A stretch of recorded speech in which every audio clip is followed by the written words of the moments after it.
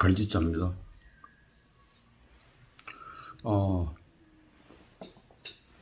예고한 대로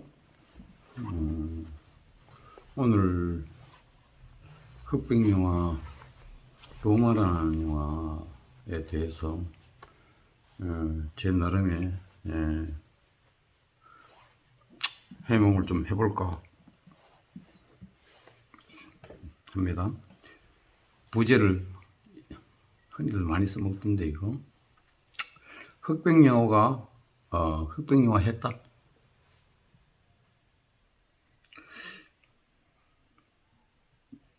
그러니까 무슨 말인지 잘 모르겠는데, 손흥민이 했다 이렇게 얘기하잖아요. 볼 잘 넣었을 때. 그 슬쩍 붙여봤습니다.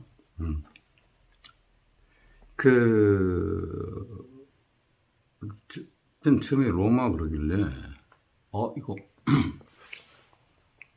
알폰소 쿠아론이 바로 그 전에 뭘 만들었냐면 그래비티라는 영화를 만들었잖아요. 이 사람이 우주로 가다가 느닷없이 2000년 로마로 갔구나 이렇게 생각했는데, 알고 봤더니 그게 아니고 멕시코 시티에 로마라는 구역이 있더라고요. 명칭이 우리나라로 치면 왜 서울의 동작구 이렇듯이 그거였어.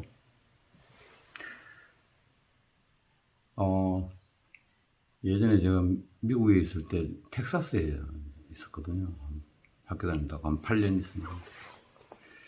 그때 제가 영화관에 가서 할리우드 영화가 이럴 수 있구나 하는 영화가 하나 있었는데, 그게 파리스 텍사스입니다. 예.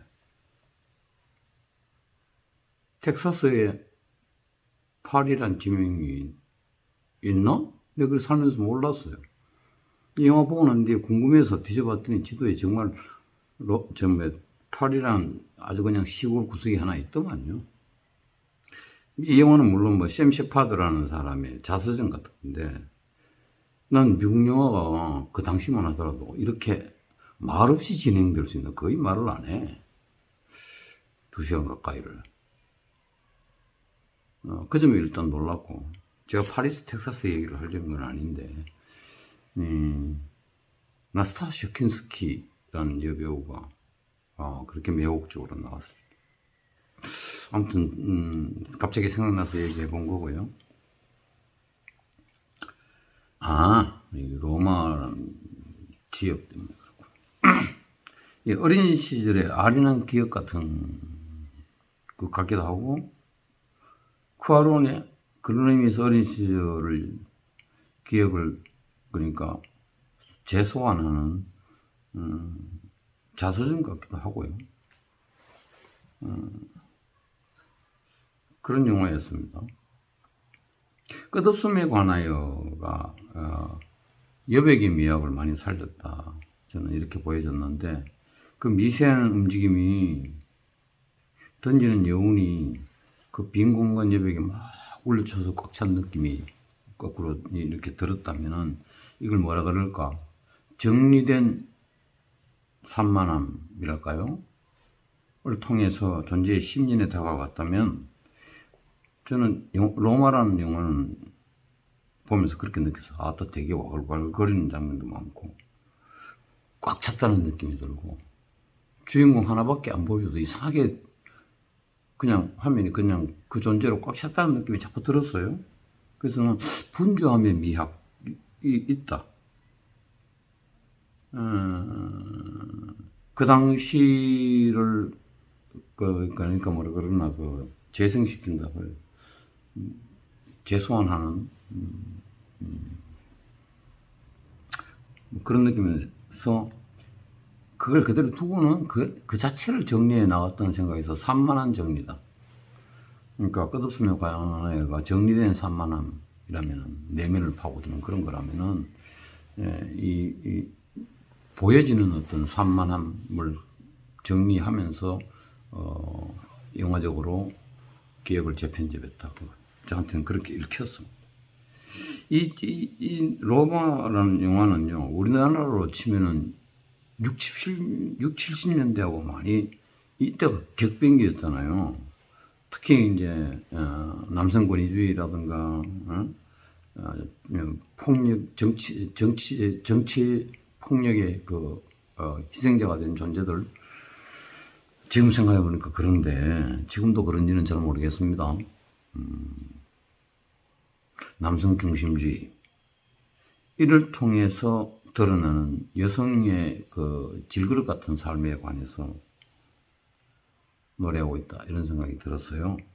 로마 포스트를 딱 보면요, 해변가에서 주인공인 가정부와 그 가정부가 몸담고 있는 안주인 여성이죠. 그리고 아이들 서로 막 부둥켜 안고 있어요. 영화를 보고 나서 다시 그 포스터를 보면은 자꾸 이 단어가 그 영화에서 봤던 게 떠오릅니다. 왜냐면 그 영화 끄트머리쯤 가면 이 장면이 나오거든요, 실제로. 안주인이 이렇게 얘기하는 소리가 그냥 영화를 보고 나서 포스터를 보면 들려요. 우린 혼자야. 라는 얘기가 나옵니다. 제가 왜 흑백영화 했다 그러냐면 여러 가지 다른 것들도 있지만 어쨌든 기억은 일단 총천색이 아니다. 기억이나 꿈은 확실하게 흑백이죠. 뭐 그런 측면이 좀 있었다.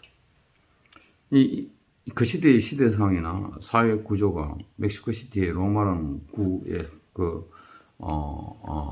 뭐라 그러나 그 용어가 있는데 뭐라 그러지? 재생? 재현. 이 영화를 보면서 그걸 알겠더라고요. 그 시대상이나 사회 구조를 통해서 정치적 억압 구조, 부승의 위치, 뭐 가부장적 질서, 뭐 이런 것도 수직적 질서에 관한 그런 것들을 배경에 깔고 사실은 여성의 질그릇 같은 삶을 다루는 건데, 이 감독의 전략이, 쿠아론의 전략이 또 질들레지 얘기하는데, 참. 내가 질들레지에 맛이 간 사람도 아니고, 근데 용어 자체는 제법 써먹히는 게 있었어요. n-1 구조라는 게 있습니다. n-1이 뭐냐면, n이란 많은 개체에서 그 안에서 하나를 빼놨는데 이 하나가 나머지 n을 잠식하는 중심이고 수직적 질서라는 거죠. 그래서 빼버리면 어떻게 되느냐. 인간의 몸에서 동맥, 정맥을 빼버리고 모조리 다 혈관화 시켰을 때 혈관 자체 전체 다가 평균화되고 수평화되고 동등한 권리를 가지잖아요. 그렇듯이 여기서 중심이 지금 가부장적 질서 운운했는데 이걸 빼버리는 거죠. 근데 어떤 식으로 빼냐? 그럼 빼면 어떻게 되느냐? 여성만이 드러나는 거지. 이걸 보여주면서 삭제합니다. 근데 그 전에 이 영화 보면 그런 생각이 들어요. 재현을 가정하지 않을 때 가장 재현답다는 생각이 들기도 했어요. 당연한 얘기인데, 보여주면서 삭제한다는 것은 많이 안 나와요. 남성들이 조금씩 나오는데, 영화를 이어가기 위해서 어쩔 수 없이 집어넣기도 하지만, 그게 또 그렇게 어쩔 수 없이 한 게 우리한테 어떻게 가고 있느냐. 조금 보여주는 것이에요. 아예 안 보여주는 것보다 더 큰 강도의 삭제의 힘을 가진다. 자기식의 n-1입니다. 여기서 남성이라고 대변할 만한 존재가 둘 나오는데, 바로 이 안주인의 남편요. 그리고 이 주인공인 그 집안의 가정부. 애들을 도맡아 이렇게 키우는 가정부의 애인. 나중에 이 애인의 아기를 임신하게 되는데, 이 남자애는 개무시해버리잖아요. 다시는 찾아오지 마라. 그러면서 한 번만 더 찾아오면 죽여버리고. 알고 봤더니 이 친구는 또 정치 권력에 이용이 돼가지고, 폭도들을 진압하는 또 다른 이상한 폭도가 돼가지고 쓸데없이 민간인들을 해치는 그런 식으로 뭐 전개가 되는데 크게 보여주지 않기 때문에 그냥 살짝 그런 식으로서 막 분노만 사게 만들어요. 어쩌면 이것도 약간의 대비죠. 이 영화의 주 공간은 집입니다. 안주인이 사는 집인데 집 중에서도 첫 장면도 그렇고 끝머리도 가고 중간에 또 보여주고 하는 게 어디냐, 자주 보이는 장소가 주차 공간입니다. 집에 이제 문을 열고 들어오면 차를 세운 주차 공간. 거기가 개가 똥을 누는 그 가정부가 전반적으로 거의 개똥 치운다고 청소하고 뭐 난리를 치는 그런 공간이에요. 되게 웃기는 게요. 이 주차 공간에 안주인의 남편요, 그러니까 집에 가장 말이죠, 차를 몰고 들어오는데 주차하려고. 왜 자꾸 나는 옛날에 내 생각, 우리 집 생각나는지 모르겠어. 주차 공간이 차에 비해서 너무 좁아요. 막 집어넣으면 억지로 들어갈 만한 그런 거야. 그걸 들어오려다 보니까 막 여기 부딪히고 저기 부딪히고 막 헤드라이트 쪽 깨지고 이러거든요. 그러면서 내려와가 성질 내면서 한다는 얘기가 개똥 치우란 말이야, 뭐 이런 식입니다. 큰 차는 뭘 상징하느냐? 남성의 허세. 좀 뭐 지금도 내보고 좀 허세 부린다는 얘기를 하는데 참 난 아닌데, 옛날에 이제 특히 경상도 아버지들이 좀 허풍이 좀 크지 않나? 아무튼 근데 이 남편이 무슨 특별한 이유도 안 밝히고 뭐 영화에서는 그래요. 그리고 뭐 여자는 울고 집을 나가는데 왜 이혼하자는 건지 뭔지 모르겠어요. 사라져버려요 그냥. 예. 영화 속에서는 존재감이 없어요. 그리고는 새로 차를 구입해가지고 아주 작은 차가 그 공간 안에 들어옵니다. 그 공간에 어울리는 차가 들어오죠. 그러니까 이제 아무래도 여긴 또 뭐 그 당시에 중산층 모양이에요. 또 차를 산 거 보면. 이러면서 큰 차에서 작은 차로 바뀌는 거죠. 차 자체가 이미지로 작동을 한다. 이러면서 작은 차에서 내려서 가정부 보고 하는 소리가 이 얘기입니다. 우린 혼자야. 이 얘기예요. 그걸 뒤에 다시 한번 씁니다. 누가 뭐라 그래도 우리는 혼자야라고 얘기를 하는데, 아무튼 허세 부리던 가정은 뭐 이렇다 저렇다 뭐 정확한 그거 없이 영화적으로 그냥 사라져버리고 작은 차가 들어선단 말이죠. 이 영화에서 비행기가, 하늘에 나는 비행기가 2번 보입니다. 첫 번째 봤던 게 제 기억을 소환하자면, 가정부 그 주차 공간을 개들이 똥을 싸나니까 막 청소를 합니다. 청소를 하는데, 이제, 하이타이 같은 거 뿌려가지고 할 거 아니에요. 밀가루 썰면 물이 이제 이렇게 해서 그에 이제 개수구로나 그걸 통해서 물이 들어가는데, 물이 고이고 당분간 물이 고이죠. 한꺼번에 물이 쫙 이렇게 오니까 이렇게 고이면서 비늘 거품이 뻘뻘 날고요. 거기에 비치는 게 날고 있는 비행기가 비칩니다. 글쎄요, 저 메이킹 영상을 봤더니 알폰소 쿠아론이 이제 영화제 만드는 장면을 보였는데 스태프들한테 그런 얘기를 하더라고요. 이거 봐, 이게 얼마나 아름답냐고 그러는데 난 지금도 잘 모르겠어요. 그게 뭐 아름다운 건지. 왜 아름다운 건지. 저는 그냥 이렇게 해석합니다. 이렇게 비늘 거품과 함께 고여가지고 조금씩 내려가는데 비친 이 비행기가 여기에 주인공인 가정부모 안주인에 놔놓고 비교를 해보면 이 비행기는 바로 이 남성 아니냐.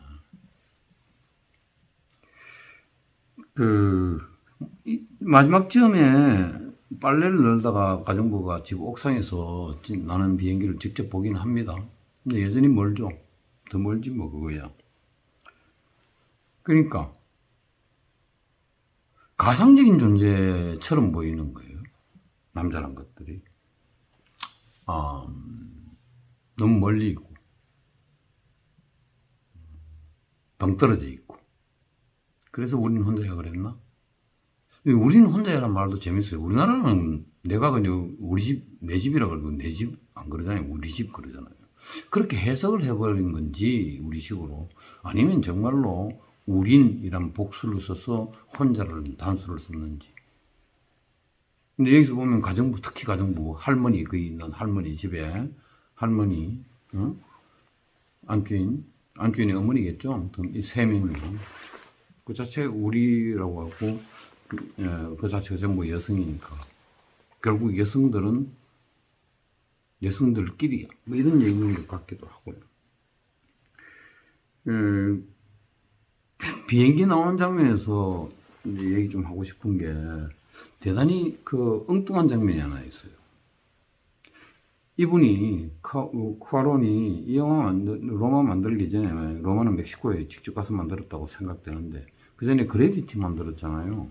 그래비티가 우주의 미아 얘기하는 거잖아요. 우주인 동봉 뜨다는 거. 이상하게 그걸 오래 붙인 듯한 장면이 뜬금없이 이렇게 한 컷 나오고 아무 설명도 없어. 그냥 푹 나왔다가 그냥 사라져요. 우주 미아된. 이거하고 비행기하고 남성하고 어떤 관계가 있나? 아니, 근데 이런 식으로 해몽을 하지 않으면 그냥 영화 재밌게 봤으면 됐지. 뭐하러 떠들겠어요. 근데 우리는 혼자야. 누가 뭐래도 우리는 혼자야. 이게 뭐 핵심적인 문장이다. 이 영화에. 가정부가 결국은 출산을 해요. 그때 이 할머니가요, 처절합니다. 울면서 막 병원에 데려가서. 참 다 여성이죠. 임신시킨 건 누군데. 이러는 거. 그러면서 은근히 이제 그 시대가 생각나면서 자꾸 남성들의 폭력에 대해서 자꾸 내가 이제 그러라고 만든 영화는 아닐 텐데. 그러니까 비행기는 이런 것 같아. 하나의 여성의 관점에서 봤을 때 하나의 이미지에 불과하고 닿을 수 없는 환영이고 비현실적인 데다가 와서 손을 뻗어도 닿지 않는 만큼 심리적으로나 실제 거리로나 너무나 멀리 있다. 그 안에서 실제 삶을 이어가는 존재들은 누구냐? 그 질그릇 같은 삶을 이어가는 건 다 여성들이다. 그래서 좀 더 넓혀서 확대해서 보면은 여성들의 그 질그릇 같은 삶에 관한 얘기다. 그게 그 당시에 쿠아론의 기억 속에 어릴 때 자랐을 때 있는 것이고, 해변가에서 부둥켜 안고 있는 아이 중에 하나가 쿠아론 아닐까. 자기 기억 속에 있는. 거기서 성장한 게 아닐까. 뭐 이런 생각까지도 들었어요. 직접 물어보지는 않았습니다. 전화번호도 모르고. 우주인 한 컷 되게 웃겼고요. 그건 뭐 이상하게 약간 잘 됐다는 생각까지 들어요. 왜냐면 그래비티를 봐서 아유, 우주 미화된 거 아니에요. 배신하고 가더니 꼴봐라 뭐 이런 것 같기도 하고. 연기는 어쨌든 이 영화 자체의 연기도 그렇고 영화 자체도 그렇고 재현했다는 생각이 들지만, 기억이란 항상요, 현재의 관점에서 재편집되기 마련이니까 재현 그 자체 다큐멘터리가 아니니까. 그렇다면 이때의 연기는 뭘까? 이 연기는, 저는 쿠아론의 로마를 보면서 그런 생각이 들었어요. 일상성을 가능하게 했던 자연성으로 그 토대로 막 이렇게 기억을 통해서 건져지는 현실감하고 합쳐진 게 아닐까. 그래서 연기 자체가 일상성 막 미국의 리얼리즘 이거라기보다는 전혀 그렇게 안 보였어. 굉장히 니치가 말한 자연성에 닿아 있었다. 그러면서 이런 문구가 생각났더라 이 말입니다. 재현을 포기할 때 재현은 보다 재현다워진다 라는 아리송한 문구가 떠올랐습니다. 그리고 기억의 아련함이라는 것을 끄집어내면서 결국은 이 로마라는 영화는 뭐라 그럴까, 흑백 영화 했다는 반열 속에 하나다. 그렇게 판단했습니다. 판단이 아니고요. 내 해몽입니다.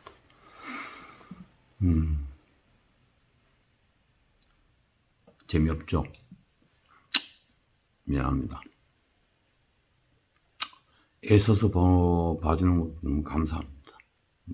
얼마나 보는지 사실은 모르지만 끝내겠습니다.